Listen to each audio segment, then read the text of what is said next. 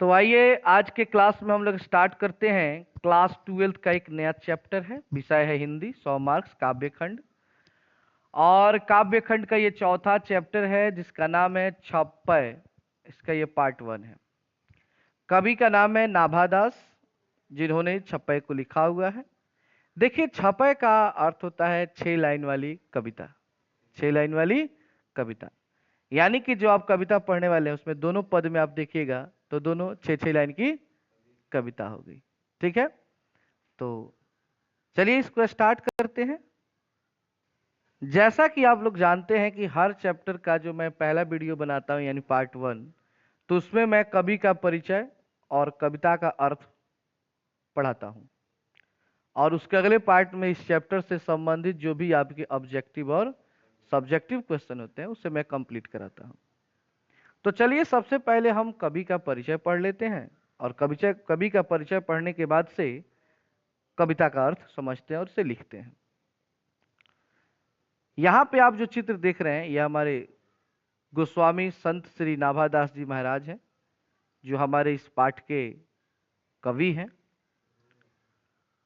आगे है कि इनका जन्म, तो जन्म हुआ है 1570 में, अनुमानित है, ये भी अनुमानित है पिछले कवियों की तरह, क्योंकि इनका डेट कॉन्फर्म नहीं है कि इनका जन्म कब हुआ है, लेकिन फिर भी मान लिया गया है 1570। और अज्ञात, निधन जो हुआ है वो अज्ञात है, किसी को पता नहीं है, लेकिन ऐसा माना गया कि 1600 तक आते आते वो क्या हो गए थे, मर गए थे। करीब करीब 30 वर्ष तक जिंदा रहे थे, ज्यादा दिन तक जिंदा नहीं रहे। जन्म स्थान है इनका सांप्रदायिक मान्यता के अनुसार दक्षिण भारत के, कहाँ के रहने वाले थे, दक्षिण भारत के, साउथ इंडियन थे। शैशव में पिता की मृत्यु, शैशव काल कहते हैं जन्म से लेकर 6 वर्ष की आयु को शैशव काल कहते हैं। यानी छोटे थे तभी इनके पिताजी की मृत्यु हो गई, और अकाल के कारण माता के साथ जयपुर, जो राजस्थान में पड़ता है, में प्रवास। और वे अकाल के समय जब अकाल आया तो अपने माँ के साथ कहाँ चले गए थे, जयपुर चले गए। और दुर्योगवश माता से भी बिछो, और दुर्भाग्यवश माँ और बेटे बिछड़ गए थे। मैं बेटा मतलब नहीं होता है, माँ और बेटे अलग हो गए थे, पता नहीं कैसे हो गई, कोई जानता नहीं है।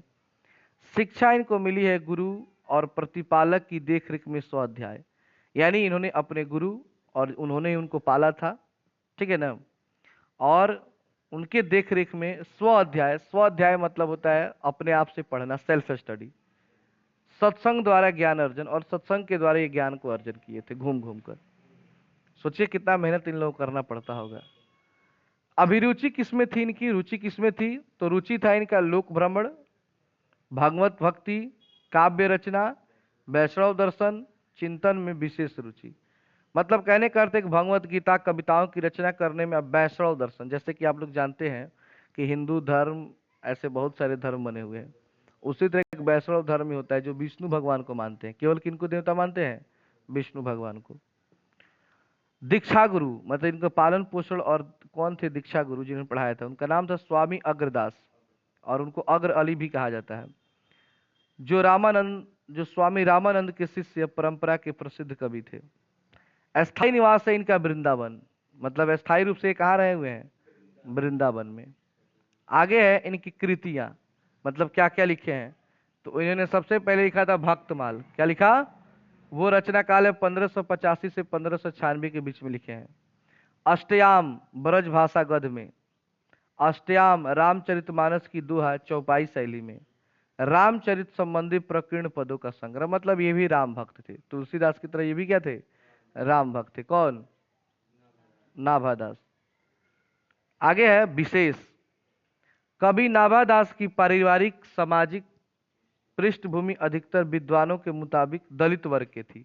ज्यादातर माना जाता है किस जाति के थे ये, दलित जाति के, छोटे से जाति के थे, फिर भी देखिए कितना पढ़ने में लिखने में तेज थे, कितने अच्छे व्यक्ति थे, इतनी खतरनाक परिस्थितियों के बाद भी उनका नाम आज हम लोग ले रहे हैं। तो चलिए अब उनके बारे में शुरू करते हैं। नाभादास सगुण उपासक, राम भक्त कवि थे, ये भी सगुण भक्ति वाले थे। तुलसीदास, सूरदास की तरह ये भी क्या थे, सगुण भक्ति वाले थे, और राम भक्त थे। क्या थे, राम भक्त। उनकी भक्ति प्रचलित गम भक्ति से थोड़ी भिन्न थी। उनमें मर्यादा के स्थान पर माधुर्य भाव का पुट था। यानी कि इनमें भक्ति तो थी, लेकिन राम भक्ति से जो लोग करते हैं राम भक्ति, वो थोड़े से उससे अलग थी सभी लोगों से, क्योंकि राम जी को मर्यादा पुरुषोत्तम कहा जाता है। तो ये मर्यादा के स्थान पर माधुर्य भाव को प्रकट करते हैं। माधुर्य भाव मतलब मधुरता का भाव, मीठापन का भाव। वे गोस्वामी तुलसीदास के समकालीन थे। समकालीन मतलब जिस टाइम में तुलसीदास थे, जैसे पिछले चैप्टर में हमने पढ़ा था, उसी टाइम के कौन थे? गोस्वामी तुलसीदास। और स्वामी रामानंद की ही शिष्य परंपरा के संत कृष्ण दास पयहारी के प्रशिष्य और भक्त कवि सूरदास के शिष्य थे। इस तरह के वे वैष्णव के एक निश्चित संप्रदाय में दीक्षित थे, किंतु उनकी सोच और मान्यताओं में किसी तरह की कोई संकीर्णता नहीं थी। पक्षपात, दुराग्रह या कट्टरता से वे पूर्णतया मुक्त, मतलब इनमें किसी प्रकार का कोई पक्षपात, किसी से कोई गलत व्यवहार या किसी एक जाति या धर्म को लेकर कोई कट्टरता, ये सब कुछ भी नहीं था। भावुक थे, सहृदय थे, विवेक संपन्न, सच्चे वैष्णव थे। प्रसिद्ध कृति भक्तमाल, इनकी सबसे प्रसिद्ध लेखनी क्या है? भक्तमाल।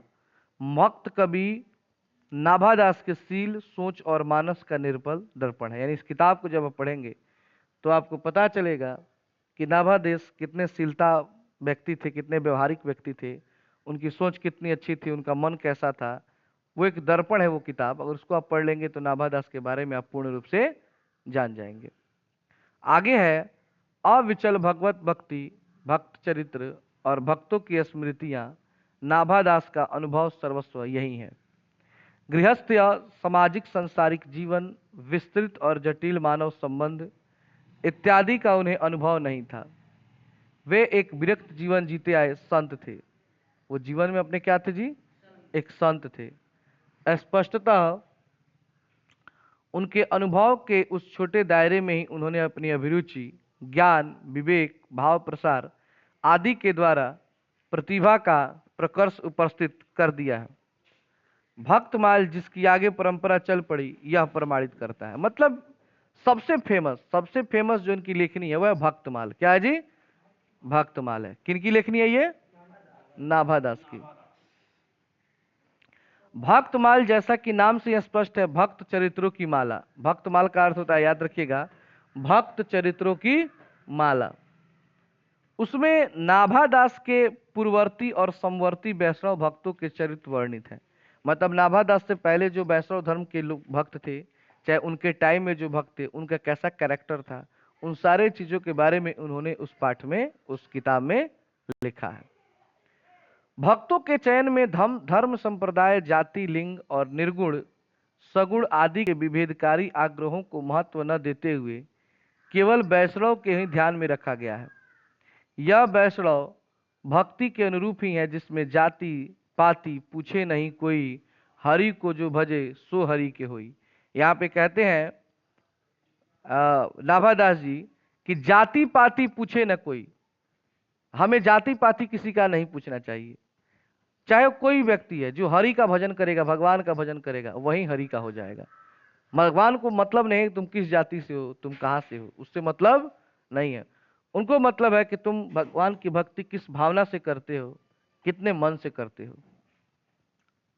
आगे है, जैसा क्रांतिकारी उद्घोष है, भक्तमाल में वर्णित सभी भक्त कवि नहीं है, किंतु भक्त कवियों की संख्या कम नहीं है। संपूर्ण भक्तमाल 56 छंद में निबद्ध है। 56 का अर्थ होता है, अभी बताए, 6 लाइन वाली कविता। 6 लाइन वाली कविता। 56 एक छंद है जो 6 पंक्तियों का गेय होता है। कितने पंक्तियों गेय होता है? 6। इसमें 316 छपयों में 200 भक्तों के चरित्र वर्णित है। मतलब 3 को 16 छपय लिखे हैं, जिसमें 200 भक्त कवियों का वर्णन है। जैसा कि आप लोग इस पाठ में पढ़ेंगे, 2 भक्त कवि, कबीरदास और सूरदास।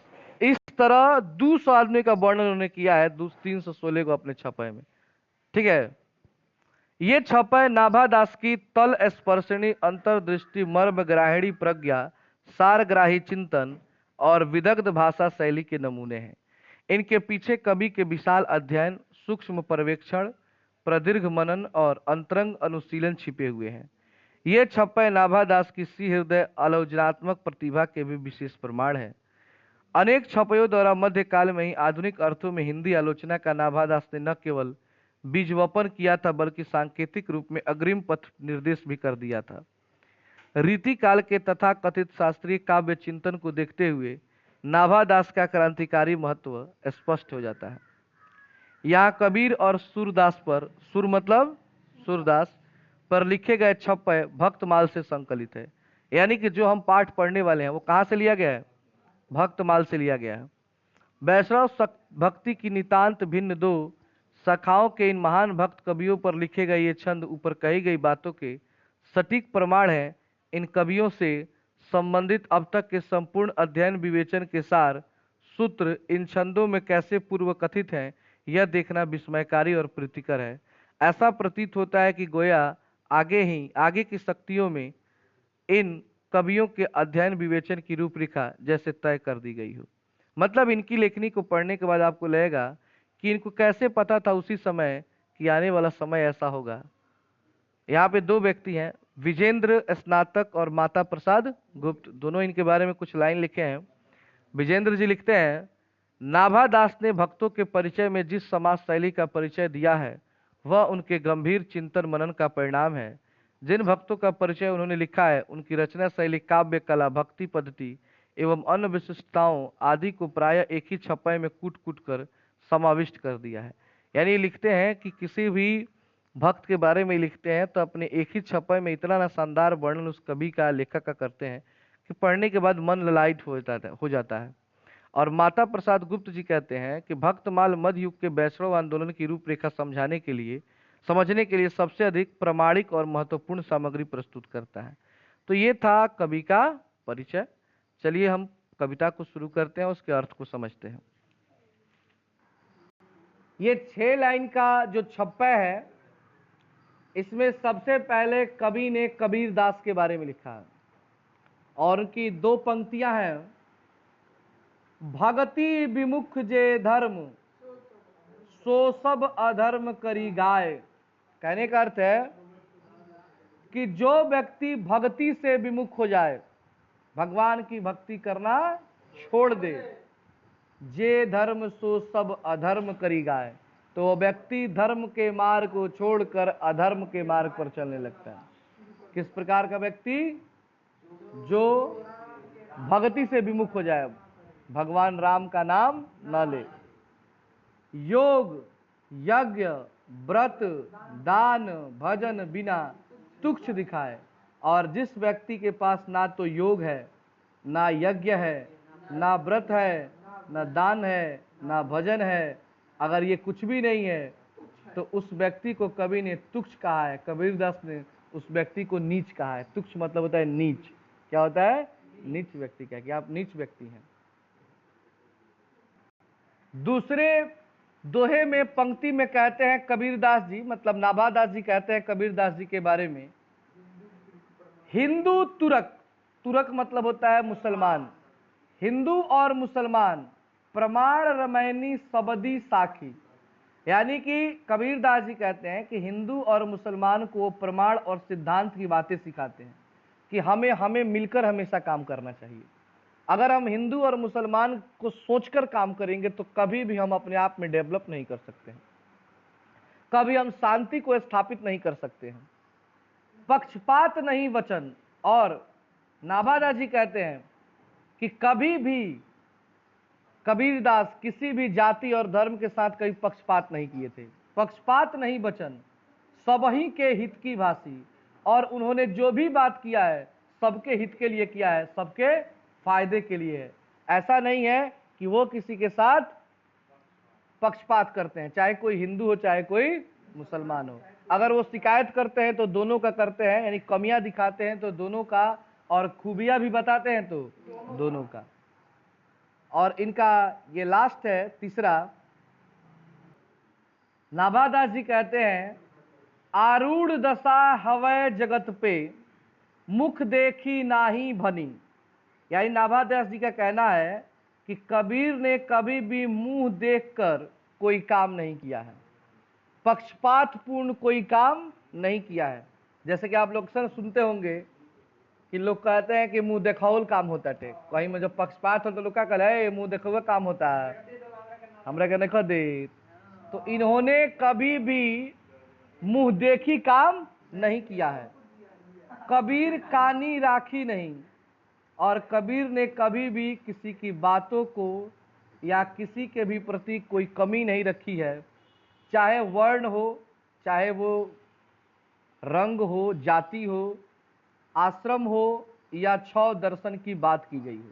मतलब किसी भी मामले में कबीर ने किसी के साथ कोई भी भेदभाव नहीं किया है।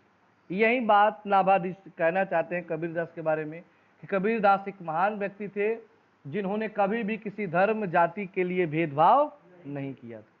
तो ये हो गया किनके बारे में, कबीरदास। अब हम लोग पढ़ेंगे सूरदास जी के बारे में। सूरदास जी का ये पहला दोहा है जिसमें नाभादास जी कहते हैं, उक्ति चीज अनुप्रास वर्ण अस्थिति अति भारी, वचन प्रगति निवेश अर्थ अद्भुत तुकधारी। कहते हैं प्रस्तुत पंक्ति के माध्यम से नाभादास जी कि सूरदास की जो कविताएं होती हैं युक्ति से भरी होती हैं। किससे भरी होती है, चमत्कार से, चौज से भरी होती हैं और अनुप्रास से भी भरी होती हैं। सूरदास की जो कविता है वचन प्रगति निवेश अद्भुत तुकधारी, वो जो कविता है लयबद्ध एवं संगीतात्मक होती है और साथ ही साथ वो जो भी बोलते हैं उनके वचनों में प्रेम भरा बात होता है और उनका जो वचन है वो अद्भुत है, यानी कि सबसे शानदार है, सबसे निराला है। किनके बारे में कहते हैं, सूरदास के बारे में। कौन कहते हैं, कवि नाभादास। दूसरे पंक्ति में कहते हैं, प्रतिबिंबित द्विदृष्टि हृदय हरि लीला भासी, जन्म कर्म गुण रूप सबही रसना परकामी। यही नाभादास जी कहते हैं कि सूरदास की दृष्टि जो है वो दिव्य है। दिव्य मतलब दिव्य दृष्टि का अर्थ होता है जो इस दुनिया को छोड़कर और भी बातें जान ले, आगे की बातें जान ले, उसको दिव्य दृष्टि कहा जाता है। सूरदास ने अपनी कविताओं में श्री कृष्ण की लीला का वर्णन किया है। आप लोग जानते हैं ना कि सूरदास किनके भक्त थे, कृष्ण भगवान के दो पार्ट में कविता वाला पढ़े थे आप लोग, कि प्रतिबिंबित दृष्टि हृदय, वो दिव्य दृष्टि के व्यक्ति है, हरि लीला भासी। हरि लीला कहा जाता है कृष्ण लीला को, कृष्ण लीला के बारे में बताने वाले हैं। जन्म कर्म गुण रूप, और वो बताते हैं कि जन्म से, कर्म से, गुण से, रूप से सबही रसना प्रकाशी, यानी हर तरह से वे अपने वचनों से संसार में ज्ञान का प्रकाश फैलाए हैं और अपनी भक्ति कृष्ण के प्रति दिखाए हैं। और अंतिम है, विमल बुद्धि हो तासुकी, जो यह गुण श्रवणनी धरे, सुर कबीत सुनी कौन कवि, जो नहीं सिर चालन करे। यही नाभादास जी कहते हैं कि जो व्यक्ति सूरदास द्वारा कही गई भगवान के गुणों को सुनता है उसकी बुद्धि विमल हो जाती है, उसकी बुद्धि सबसे अच्छी हो जाती है। नाभादास जी कहते हैं फिर कि सुर कबीत सुनी कवि, जो नहीं सिर चालन करे, और सूरदास की कविता को जो सुनकर चालन न करे, उस पर ध्यान न दे, तो समझ जाइए उसकी बातों में हमें हामी नहीं भरना चाहिए, वह व्यक्ति मूर्ख है। यही सूरदास की बातें सुनकर अगर कोई ज्ञानी नहीं हुआ, कोई पढ़ा लिखा व्यक्ति नहीं बन पाया, तो उसकी बातों को हमें कभी सुनना नहीं चाहिए। क्यों? क्योंकि वो एक अज्ञानी व्यक्ति है। तो इस तरह ये कविता हमारा समाप्त होता है। अगले पार्ट में हम इसका ऑब्जेक्टिव और सब्जेक्टिव पढ़ेंगे। तो आज के लिए इतना ही।